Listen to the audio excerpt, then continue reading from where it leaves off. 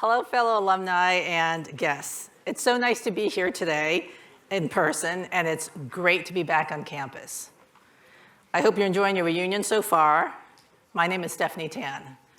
I am the member of the MBA class of 1998, and am proud to serve as the incoming chair of the MIT Sloan Alumni Club.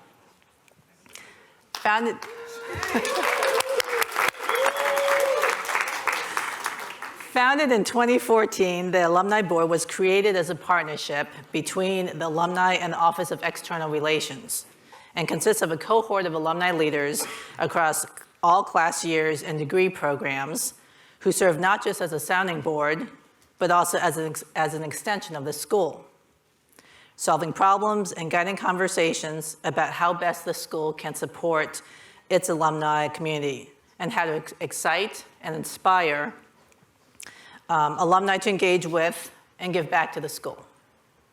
The board is comprised of 19 members, each of whom serve a 3-year term. Our annual board meeting just concluded yesterday. It was fantastic. And we did it to welcome new guests, the new recent members, and thank the members who are rolling off. Many of us who have chosen to stay here for reunion fun here on campus this weekend. So if you see any one of us with a white ribbon on our name badge, please come by, say hello, share your comments. We'd love to hear from you. I want to share some highlights from this past year's in terms of the good work that we've done and what we'll be focused on next year. This past year, we focused on 3 big initiatives, and the group self-selected into different groups. We worked with the MIT Sloan Annual Fund to launch an alumni giving campaign, building momentum towards the MIT Sloan Women's Conference, which is going to be held here on campus, October 20th and 21st, open to everybody, so please mark your calendars and come. We also engaged with the faculty by offering advisory conversations with the Sloan Alumni Board, bridging the gap between academia and practice. And we supported the now very popular Sloanies Helping Sloanies student and alumni networking event here on campus, and promoted the value of the MIT Alumni Advisors Hub, a platform I've been on through many conversations, and it's been a lot of fun. It's a platform designed to connect across generations and of Sloanies who are giving back and seeking advice for both their careers and their professional pathways. And if you're not on it, I encourage you to sign up for it. It's a great way to connect with the broader MIT community. For next year, we're going to continue with our alumni philanthropy, and we're going to work on plans for the Dean's Circle's donor stewardship. We'll also be analyzing alumni demographics and developing engagement metrics to better understand ways that the Sloan alumni community want to connect with each other and also with the school. And finally, we'll be understanding the ways to engage with faculty so they can connect with alumni communities around the world. So that should be really exciting. Other ways that you can contribute and connect with MIT is not just through the alumni board, but also volunteering to be a class or regional leader. In fact, over 100 of you guys have been involved in Reunion this year and to plan this event, and so thank you very much for all that you do. Consider serving as a class communicator or planning a small regional get-together or mini reunions for your classmates as well. Otherwise, you can also join your regional club or the MIT Sloan 5. For those of you who are celebrating your first, second, third, fourth, or fifth year, there's a special Sloan 5 club reunion. You can help plan events, you can be conversations, or just be a connector. And lastly, in terms of other ways you can contribute, is to be a leader in the alumni community by supporting the MIT Sloan Annual Fund. I encourage any of you who haven't made your contribution yet, please do so as well. Or consider joining the Dean's Circle with an annual leadership gift that allows you to receive additional invitations to gatherings in your area. It's clear to me that many of you have made a lot of effort, spent a lot of money, and taken time out to come here on campus, and whether it's from near or far, and that means that Sloan means a lot to you. It certainly means a lot to me, and I hope that you continue to enjoy your time here over reunion. And with that, it's my pleasure to introduce the MC for this event, a fellow member of the MIT Sloan Annual Board and Executive EMBA Class 2017, Barry Stein.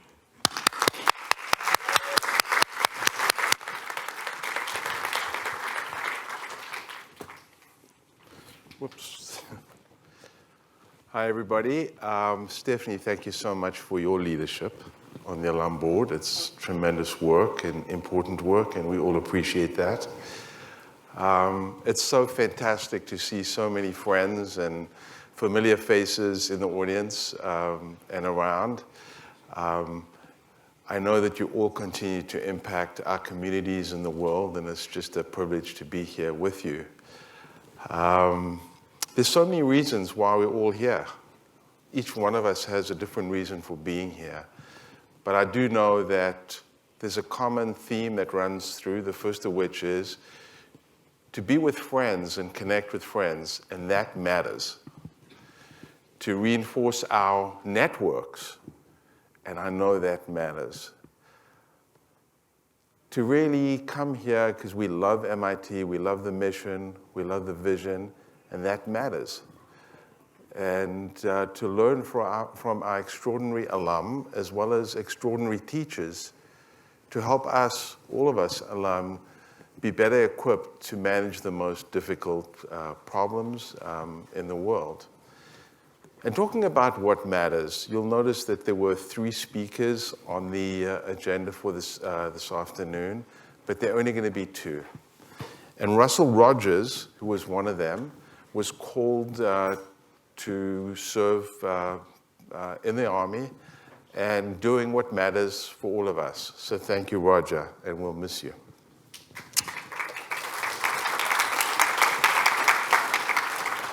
So it's my pleasure to introduce our first speaker of the afternoon, a very dear friend, a classmate of mine from EMBA 17 year, somebody who remains unbelievably grateful for what MIT provided him, afforded him, just like many of us. Somebody who remains incredibly grateful for the experience and everything that MIT gives all of us. Somebody who is unbelievably grateful for the networks that we all enjoy and the networks that allowed him to find his co-founder for the idea that he's going to talk to us about. The person that I'm talking about is Juan Higueras, one of the most humble, genuine, wonderful human beings that you could ever meet, somebody who's emblematic of our community, somebody who we can be proud of, somebody who's going to be talking to us about the technology that is helping transform the hospitality business. So Juan, thank you very much. We're looking forward to it. And just before Juan talks, he's going to be preceded by the idea that matters.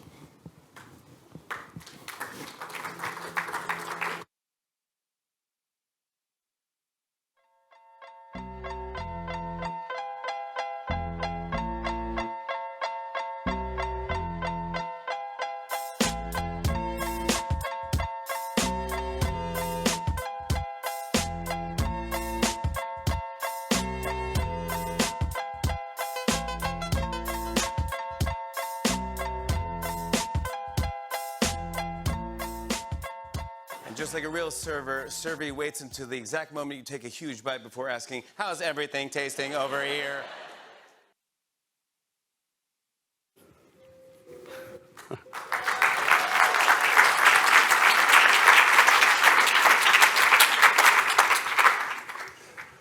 Good afternoon. Welcome back to MIT. Thank you, Barry, for the kind words. And I want to give a special thank you first to Tiana, Patsy, the entire alumni events team that has done so much for us for this weekend. Thank you. I see a few of my classmates in the crowd, so special shout out to them too. So welcome to our food service robot future. So the age of automation has finally caught up to the restaurant industry. And I'm going to cover a few points today. First, actually, I don't know if many of you have actually seen these out in the wild yet, but there's some drivers that are actually behind why these may become a lot more commonplace in casual dining spots where you, your family, your friends, your loved ones will be going out to eat. And second, I'd like to touch on this kind of scrappy bunch of guys out in California who decided this could be an idea that could matter for this particular industry, restaurants, hospitality. And then lastly, I really want to touch about a little bit more about the impact that we hope to make for many of the hardworking people that are the engine behind what this industry is all about. Before I begin, though, just by a raise of hands, how many of you have actually ever worked in a restaurant before? Okay. Wow, several of you. So you can probably relate to the fact that restaurant work, somewhat like a mini battlefield, right?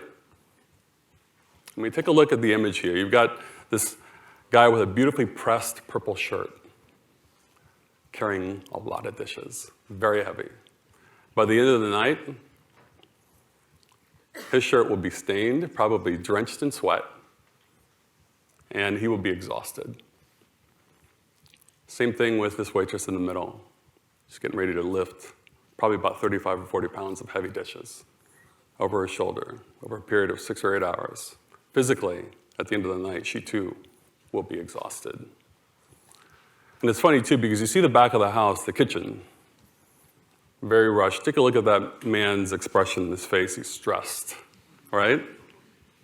And the rushed nature of the handoff of the food to the expediter so it can get checked and come out to you.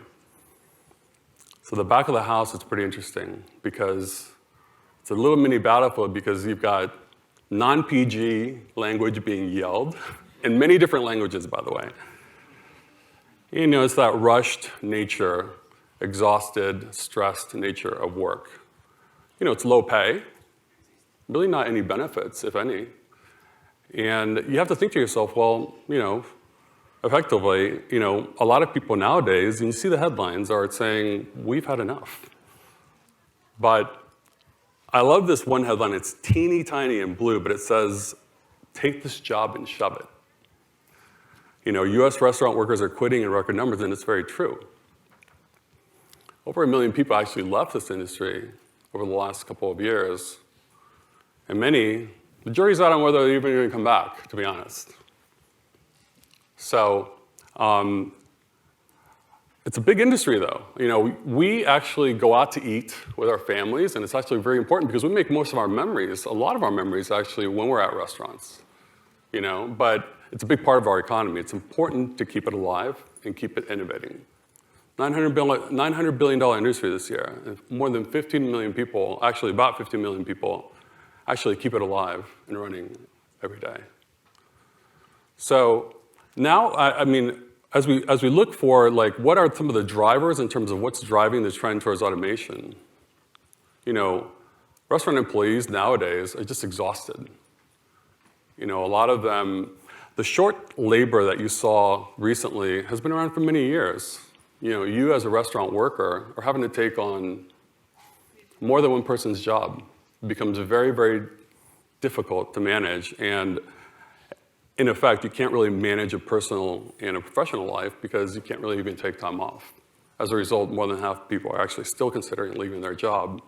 That high stress is very difficult. But on the flip side, too, the owners are also struggling. You know, they get it from both sides because there's external pressures. There's also the internal pressures that we talked about in terms of, you know, the overall burnout that's happening internally. But, you know, in many states, actually, the minimum wages are actually going up.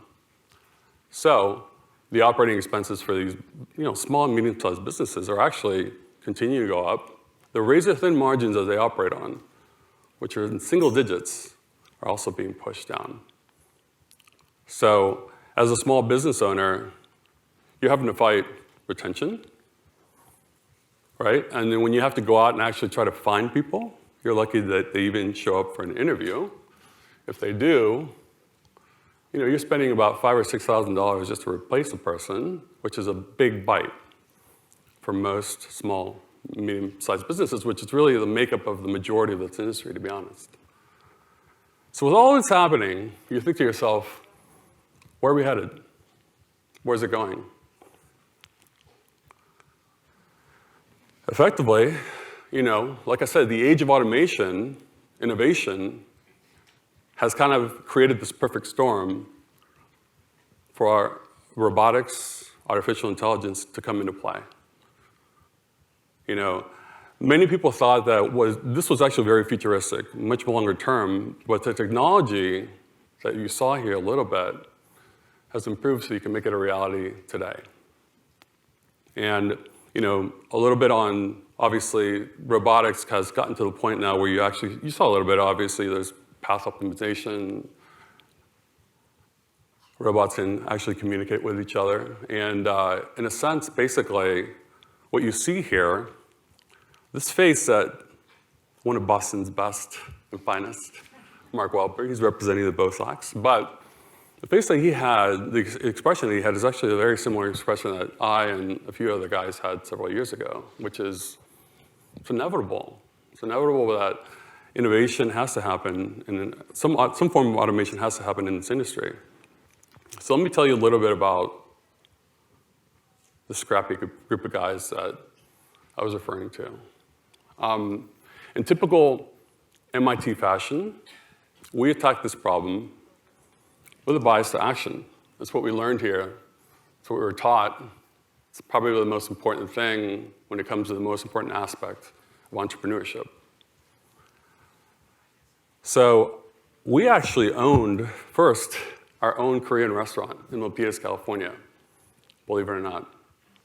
We did that for 2 years. We actually, this gentleman right here making kimchi on your left, he's a PhD in computer science, quit his job at Google to go run a restaurant in Milpitas, California. He did it all, cooking, cleaning, food serving, payroll, everything, the hiring, the firing. And these two characters here on the right, I kid you not, they probably own the world record for trying to make, I don't know if you can see to the right, there's a turtle bot there, hundreds and hundreds of hours trying to code and program a robot to move inside of a restaurant. Realistically, the go see and assess model that we learned here at MIT is something I took to heart because we put pedometers on our staff. Noticed on busy nights, they were actually walking like 12,000 steps. That's a lot. It's like 4.5, 5 miles. It's a lot. It's carrying a lot of heavy weight. Effectively, we actually had a camera coming down the front of the house. We noticed like a lot of the stuff that was being done was just kind of mundane, effectively. And so what we thought about is like, does it really have to be this way? Does it really have to be this way for these hardworking people? And so why can't we create something that will allow for folks to actually not have to lift as much? Maybe we can walk less, create a better environment. And effectively, that's what we did. So over a period of like 18 months, we were able to see some really interesting trends. Our staff was actually utilizing these tools to the extent that they went out, they weren't killing themselves. But interestingly enough, we noticed their wage income, their tip income, go up like 28%, which is really, really cool to see. Because then you're kind of hitting the trifecta. The owner is winning out. Their staff is actually a lot more engaged, a lot more involved with service, more creative work, not doing the grunt work, not doing the mundane work that they don't want to do anyway. And also, the customer experience is improved because effectively your staff is a lot more engaged interacting with customers, which is what they want to do. So we noticed, obviously, the improvements in this technology can go beyond just the ground floor of a restaurant. We're actually now going to go up a few levels. What you see here is a robot that will go up elevators because we see that there's opportunities to do the very same thing, whether it's a third-party delivery driver, you may like to order DoorDash or Uber Eats, or it could be your groceries, it could be your Amazon packages. But there's a lot of kind of mundane wasted tasks on delivering things directly to you in, let's say, a hotel lobby, or perhaps getting things to your condo's front door, effectively, if you live in a high-rise. But eventually, you're going to be able to have things delivered right to your cubicle if you go back to work. But we see this as a very big opportunity, too, because realistically, I was in Las Vegas recently, and I actually heard from one of the operators that has a big casino there that a very simple task that you may order, like let's say a cup of coffee, will take a person out of their station down below for nearly 35 minutes just to get you that cup of coffee. It's not necessary. We actually can use and hand that off. It's a very mundane task. We can hand that off to tools like this. So I love this quote by Jackie Robinson, because it says, life is not important except in the impact it has on other lives. And I think the impact for me is really the most important thing. That's why it's highlighted, because, in our restaurant, realistically, I mean, what we wanted to do is we wanted to create something that actually will create a better quality of life for many people, because this technology, why shouldn't it be available to the hardworking people of the industry? In our restaurant, we had basically new immigrants from Korea, from Mexico, from Guatemala, from India. Why shouldn't this great technology be available for them as well? And effectively, what we're looking to do is actually, like I said, kind of improve that quality of life for many different types of people that are hardworking and actually making this engine run for this industry. Now, I can preach about it all day, but I want to show you just a quick, before I close out, just a quick minute of a slide of people, actually a video of some people that actually can speak to this and the impact it's having on them. Keep them more energetic because they don't have to take as many steps. We have a robot to help them. It gives the time for the servers to actually meet their guests and kind of, find out who they are, make them regulars.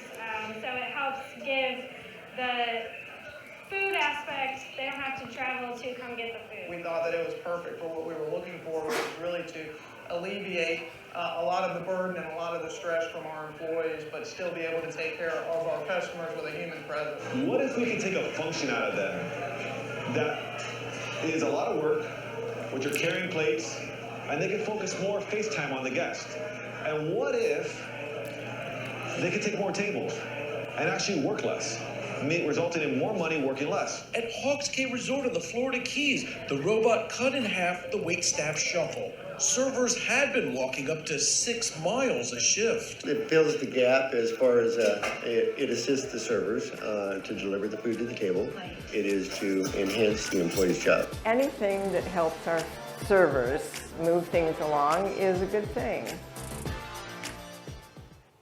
So it's pretty cool to see that, because it's interesting that sometimes we go to deploy these robots and news crews will show up and ask what impact it's having on the actual people that are using it. It's pretty cool to see that actually our idea went all the way through and actually is actually impacting the lives of a lot of people.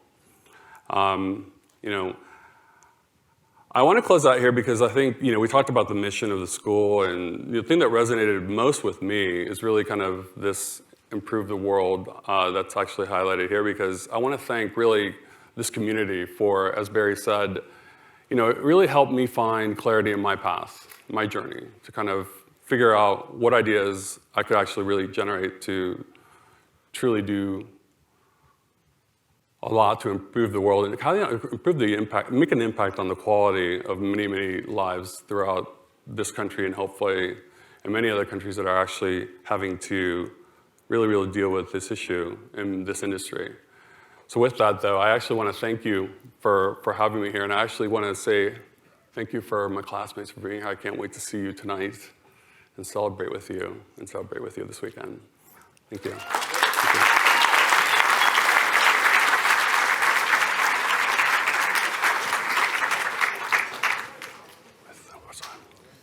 Thank you, Juan.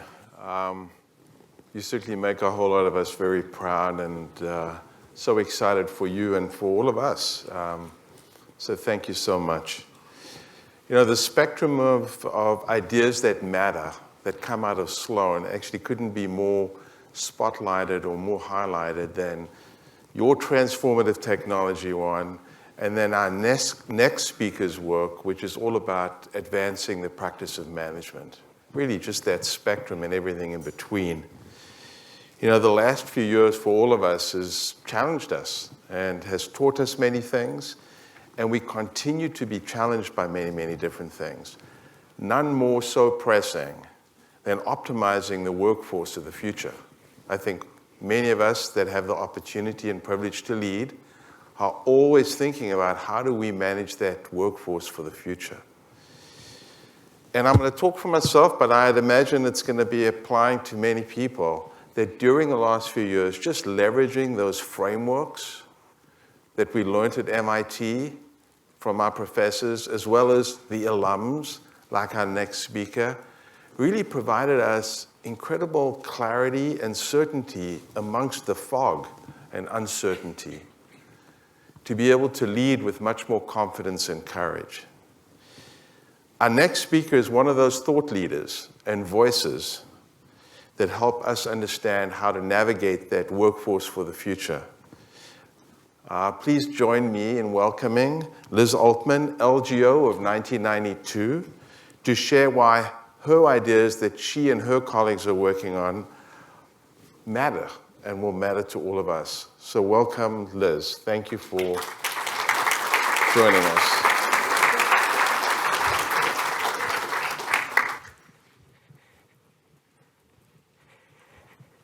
So good afternoon. I'm not sure how I ended up agreeing to follow robots. As a business school professor, about to talk with you about frameworks, but we'll try to make it almost as exciting as robots. And I will even mention robots once or twice. So thank you all for being here. It is truly a pleasure. I'm not quite sure how this became my 30th reunion. I was thinking I must have been 12 when I showed up. But I'm here with a couple of classmates, and it really is great to be back. So thank you very much again to the organizers. Thank you for the introduction. I'm thrilled to be here. So I'm going to present to you today some research that I've been doing for a few years and some that's hot off the press. We launched a research report last week, and I say we, I mean MIT Sloan Management Review, where I'm a guest editor, and Deloitte. And so I'm guest editor for the future of the workforce. And I guess I'll just say for two quick things relative to this event. First, I'm actually thrilled that I get to follow this presentation, because what we're talking about is the future of the workforce, and the workforce in terms of all its various pieces. And this was just a perfect example of that. Yesterday, I sat in one of the sessions about remote work. How many of you, was anyone in that session? Okay, so there was a gentleman in the back row, not sure if you're still here, or if you want to admit that you're here. But you asked an excellent question, which was, remote work is a very interesting topic, and teams, and we should talk about all this, but how does it change when you don't have only employees? When the question is a little bit broader. And the answer was a good answer, but I was just dying to say, no, that's what we're going to talk about tomorrow. So that's a little bit what we're going to talk about today, right? So I was asked to be guest editor for Future of the Workforce in around March of 2020, believe it or not. And then we kind of launched this research. And I had the opportunity to start to speak to people like the head of HR for Walmart, one of our fellow kind of classmates, I think a year after us, who is the former CEO of Amazon Consumer Worldwide. Many of you may know Jeff Wilke. He's been part of this research. So I was talking with people, again, Walmart, Amazon, the US Army, Novartis. You'll see some of the quotes. And I realized that it wasn't clear what we meant by workforce. So I changed kind of my start to the conversation. I said, before we get too far, I told you we were going to talk about future of workforce. When I say workforce, what do what do you think of? What is a workforce? And pretty much to a person, people would say, oh, that is such an interesting question. And I thought, this shouldn't be that interesting a question. Like, this should be a pretty simple question. But in fact, people were like, oh, we had a meeting about this morning. I have had more meetings about this than I ever wanted to have. It's not totally clear to us what exactly we mean. And I'll tell you one quick story that's in one of our reports. Nike, basically on the first week of the pandemic, got together with some of the senior managers and said, we want to make sure that we are providing continuity of benefits to everybody. You know, we need to figure out who's working for Nike, where they are, and whether they're an employee or contractor, whoever they are, we just need to know who they are. So can someone tell us kind of how many people are working for Nike in any way, shape, or form right now? What are their names and where are they? And they all looked at each other like, we don't know, right? And someone said, like, we can tell you how many employees, right? But you know, how many people have emails or employee IDs or employee IDs that aren't employee IDs, right? But access to the systems? And the answer was they really didn't know.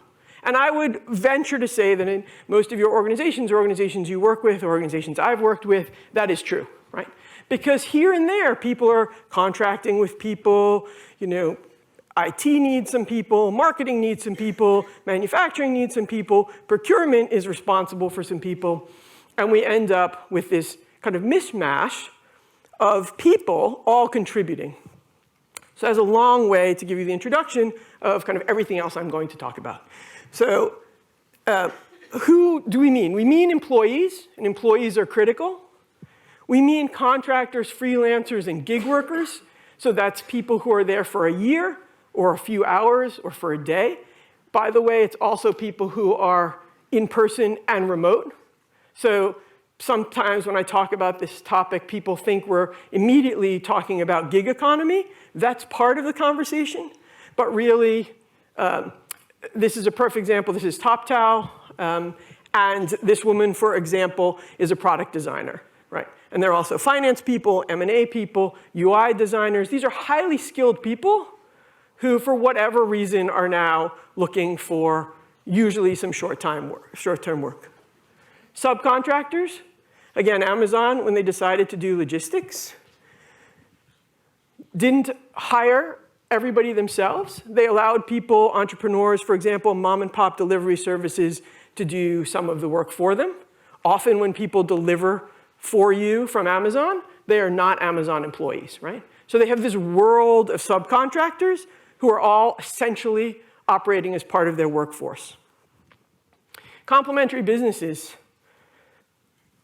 I presume almost everybody in the room, if not everybody, is carrying a phone. How many people have an app on your phone that you downloaded? Good. How many of you think that if whatever company developed the operating system software also developed all of your apps? Right? No. You've got apps from all of these other companies. Essentially, all of these companies that are developing apps are creating value for the smartphone company.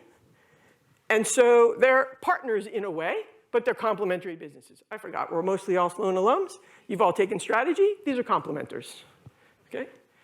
Marketplace sellers. So again, an Amazon example, right? Many things that you buy from Amazon aren't from Amazon, they're from some other seller. Those sellers are not suppliers to Amazon, right? But they are part of the workforce, essentially, because Amazon is generating enormous amount of profits from what those marketplace sellers are selling. And here we have robots, chatbots, software bots, all kinds of technologies that essentially today can be considered part of the workforce. I had a great conversation with a senior person at NASA, and he said, turns out we have to give our software bots employee ID numbers because it's the only way we can get them the data that they need. because the only way to get the data through the systems is to have an employee ID. So they're software bots. They don't give them badges, but they give them employee IDs. And so, and often when we talk about future of work, we think that this is what we're going to talk about. But I would argue that when we talk about the future of work, we're talking about workforce ecosystems, which is this term we've coined and now published about. And I will talk to you about why we call it a workforce ecosystem and give you a little bit of a preview of what our research is showing. So I'm going to give you a bunch of references. If you're interested, you can follow up, right? There's an article we did, a short research highlight article. It's published January 2021. Sloan Management Review called The Future of Work is Through Workforce Ecosystems.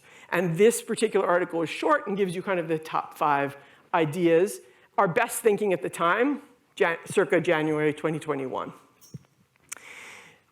Then in April of 2021, we came out with a larger research report, which is the one on the side here that says Workforce Ecosystems. That is a much longer report. I'm going to talk a little bit about that research here. That introduces the notion of workforce ecosystems. And then we also have this interactive tool. If you really love data, we've made all of our data available from our survey, and it's quite fun, if you think things like that are fun, to play with our data and cut it in different ways. I will also tell you that we just finished a book manuscript that will be published by MIT Press, and it's going on sale April 11th, 2023. Not that we're too precise, but they just sent me a note on that. So if you're interested in this, and you can wait until April 2023, there will be a book on it, but meanwhile, that book will be the summation of all of these articles and reports. And we will have about 3 other articles coming out between now and then. Okay, so the 2022 report just came out, as I said, last week. And what we've now said is, okay, we've identified these things. They're workforce ecosystems. They're complex, they're interesting, they are multidimensional, et cetera. But one of the things that's very interesting about them is how do you manage them? And we say you orchestrate them. We can have a whole discussion of whether it should be orchestrating or shepherding or leading. Afterwards, I'd be happy to have that debate. I've thought much more about it than I ever should have, but we're using the word orchestrating for now. So we've defined workforce ecosystems. We say it's a structure because it's a governance structure focused on value creation. This is kind of one of the versions of our formal definitions. For an organization, it consists of complementarities and interdependencies. What do we mean by that? Complementarities are like the app developers. Interdependencies means we succeed or we fail together. Actors from within the organization and beyond. Again, an important part of this is that it's not only about people in the organization, it's about people outside of the organization, pursuing both individual and collective goals. So a very important part of this discussion is that for a gig worker, for example, we'll go back to, that person has their own goals. Maybe they need flexibility. Maybe they want to earn some extra money. Maybe they need to build a portfolio. Whatever it is, they've got their own goals. Any of these subcontractors have their own goals. As an organization, you need to affect those goals and be aware of them. And then also, that person's goals need to be aligned with the workforce ecosystem's goals. And this may sound simple, but if not, the whole thing falls apart. So that's basically our definition. And I'm going to show you a few quotes from some of these interviews, which is my favorite part of the research. So this was Michael Smith, the CEO of Randstad Sourceright, which is a very big talent platform. And he says, our customers don't perceive the contingent workforce, who are kind of temps, contractors, et cetera, to be hired help. They perceive them to be a reflection of our brand. And we heard this over and over again. You as customers, we as customers, if we get in touch with a company and we call a company or write to a company or whatever we do, right? And somebody answers, they represent the company, right? I don't really care if they're an employee or a contractor, if they've worked there for an hour or a day, a week, or 30 years. And so, but if you think about that as a manager, that means everybody who you bring in and everybody who reflects your organization really reflects the brand. So this is from the 2021 research. Again, I'll talk to you a little bit about both. We did a global survey, and I think there's some very cool facts about this data. First of all, we had 5,000 people who responded, which was great. I did 27 executive interviews. We call them executive interviews. I wanted to be sure this research wasn't just about like Fortune 100 companies. So I've taught, I did a stint at West Point with the US Army, and so have nice connections there. So we had the opportunity to interview a number of generals to understand their version of this, which is very interesting because you have people in uniform and you have Department of Defense contractors and you have private industry. And so you have this whole mix of people. We also have entrepreneurs, academics, executives, et cetera, in that mix. 138 countries, only 28% from the US, so quite global. 29 different industries, so this is not just about tech. And interestingly enough, 26% revenues over $1 billion. And both of those kind of numbers are interesting, right? A quarter of them are big companies. That's interesting. What's even more interesting to me is that 3/4 of them are not that big, right? They could be big, but they're not over $1 billion. So it's a nice range. So we've identified some drivers of workforce change. The nature of work is changing. And for every one of these, by the way, I could probably talk to you until you're sick of me talking to you about it. So I'll go through them quickly. But the nature of work is changing. So much more project-based. Workers' preferences are shifting. We know that people want flexibility. People want more purpose to their work. By the way, most of these trends were in play before the pandemic.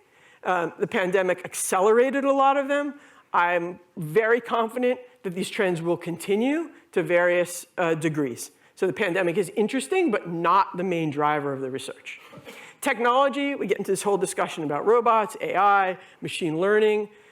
We have an interesting framework of all the different ways technology plays into this conversation. Before or in addition to this work, I study platform businesses and ecosystems, and these platforms are all driven by software algorithms behind the scenes, et cetera, which is a whole other interesting conversation. Many workers consider themselves free agents versus loyal employees. This is one of the most stark findings we're seeing. Even employees who have been there at their organizations for a very long time, if you say to them, do you consider yourself a loyal employee or a free agent? By and large will say they consider themselves a free agent. That doesn't mean they're looking for a job right now. Doesn't mean they're going to leave. But their mindset is that of a free agent. That means as a manager or leader in an organization, you need to treat them with the notion that they consider themselves a free agent. Last year's data, 87% of managers consider their workforce to encompass more than employees. So you'll see so most of our respondents say, yes, we get it. You know, there are more people who are external. Interestingly enough, and you'll see the data later, most of them also will say they are not prepared to deal with it. They still treat their organization as almost entirely employees. This was from Marcus Graf from Novartis, and he says, we'll manage the external workforce even more actively. You can read the rest of it, but basically this quote is about skilled talent, and particularly around technology. Right? We need different skills. We have different ways to go get it. This slide shows you that as of in 2021, and it's the same now, just move forward a bit, that all of these categories are growing. So this is a trend that's been going on for a long time, but for the various reasons we've identified, it's continuing to build. And particularly technology for workforce augmentation, which we just heard about, is absolutely growing. So before you had traditional employee life cycle, now you have workforce ecosystem, and I'll just click through these quickly. These are all essentially HR related. We believe this actually affects HR, strategy, procurement, finance, IT, et cetera. And we could go through basically all of these and see how they're changing. This is General Clark from our conversation, and he said, you have to think about holistically, you have to harness the power that is your entire workforce to be successful. So we have a whole section in the book, in the reports also, about diversity, equity, and inclusion. It's a hot and very important topic, and we believe this framework helps you look more actively at building and managing a diverse workforce. And I love the end of this quote where he says it's about pulling everybody in. We can't have people who are not inside the family being treated differently. They're here, somebody brought them to the family reunion. And again, it's this notion that you need to manage the entire workforce ecosystem, not just employees. 2022 research, and again, this is what we just finished, 4,000 managers, 129 countries, 29 industries, and 19 thought leaders. 93%, so we went from 87 to 93 over the course of 12 months, now view some external workers as part of their workforce ecosystem. I can tell you that the report launched last week, and without giving the numbers, we have almost as many views within a week of this research that we did the entire year last year, right? Which is fabulous from my standpoint, because it means people are paying attention and saying, yeah, this is actually an important topic. 74% of managers agree that effective management is critical to their organization's success, effective management of workforce ecosystems or workforces. So that means that this is not just something interesting. Again, I worked for Motorola many years ago, and we had contractors and we had temps. This is not kind of a new phenomenon. The extent to which it is a phenomenon is what is changing, right? It used to be tip of the iceberg. It used to be kind of interesting here or there. By and large, we now hear that it's between 30 and 50% of an organization is external contributors. 58% of managers agree their organizations take an integrated approach to managing employees. So that means, again, 42% don't, which is also very interesting. And only 30% believe that their organization is sufficiently preparing to manage a workforce that will rely more on external contributors. That's a little bit interesting again, where you have, I think I can go back, maybe not. 93% say they're external workers, and they know that they're external workers in the organization, and only 30% say, oh, but we're doing something about it, right? Okay, so I have a few more minutes. I'll just quickly go through these. We've developed an index, and we differentiate between organizations that we call intentional orchestrators, so organizations that are more mature and are getting further along in doing this work, and those that aren't, and I'll just flip these through, and you can read them. So these are some of the characteristics that differentiate between those who are intentionally orchestrating and those that aren't. And my favorite one I'll jump to is the last one, align the workforce approach with business strategy. What we've seen is traditionally, organizations come up with a business strategy, and then they say, oh, we should figure out who we need to accomplish that. What we're now seeing people do, and we're advocating for, is saying, okay, who do we have access to? Who and what, including technologies, can be part of our workforce ecosystem? Given that, what potential do we have to develop for our strategy? How should our strategy change? And the script is really flipping. And that's a very exciting process to be involved with. For intentional orchestrators, again, they're roughly 5 times as likely to report that their leaders understand the value of how to distribute work between internal and external. Kathy Benko, a board member of Nike, says a business unit leader's job is to get the work done. You can read the rest. Essentially, this gets this question of who owns it, right? I've had lots of conversations with HR. They'll say things like, oh, we did an employee engagement survey. Great, excellent, very good. Okay, what did you learn from it? We learned this, this, this, and this, and this. Great. Did you include your contingent workforce? No, we only include employees. How many people are in your contingent workforce? Oh, it's 50% of our workers, right? Then you really aren't doing an employee engagement survey, right? But the problem is procurement isn't going to do it, but yet procurement owns a lot of it. Anyway, you get the sense. One of my other favorite quotes was when someone said to me, it's like a hot potato. Nobody actually really owns it, and no one really wants to own it. And I think the companies that are furthest along on this are doing a much better job of getting more integrated and thinking about it. Okay, so this is one of the last slides. We've developed this framework. I'm just going to see how hard it is for you guys to read. You probably can't see it. But anyway, on the outside are various leaders, various organizations that are involved. We have these hexagons. There are 4 of them. And we think they're the 4 themes that should be discussed around this topic. So management practices, technology enablers, integration architectures and leadership approaches, and it's the way I and some of my co-authors now think about these are different topics that we should be discussing related to this topic. There's a book chapter that we did. This ebook is free by Thinkers 50. If you're interested in this and you can't find it, you're welcome to get in touch with me. I'll show you contact information. This was done with Kate Kellogg. Some of you may know she's a Sloan faculty member. She was also one of my dissertation advisors. So I collaborated with her on it, and we built on some of her previous research. And David Kieran is from Sloan Management Review. So the first chapter in the book is ours. And then MIT Press has a placeholder for our book for April 2023. You can't pre-order it yet, but soon you will be able to. And so keep an eye out for that. And with that, I will wrap it up. Thank you very much. It's been a pleasure to be here.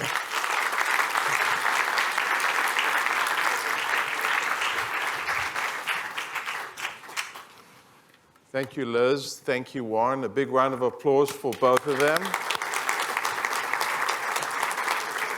Great ambassadors of MIT. And just, I do want to thank the Office of External Relations that help us alum keep connected. Lauren, Stephanie, Tiana, Patsy, and there's so many others that we all really should be very grateful to for really bringing us together and just putting all of this stuff together this week for us. Enormous amount of work, and thank you. So I just want to leave with one thought as I was listening to Warren and Liz and think to myself, we all learn a million formulas when we at MIT, all of us. But personally, I only remember one, and that's all about innovation. And it's taking ideas that matter most, and then executing upon those ideas. Ideas times execution. And really couldn't think of two more finer people that really embody exactly what that is. Taking ideas that matter, executing upon them so that they have an impact on all of us. So thank you very much, and thank you all for attending. I hope you all have a wonderful evening with all your reunion dinners, and looking forward to connecting with all of you. So take care.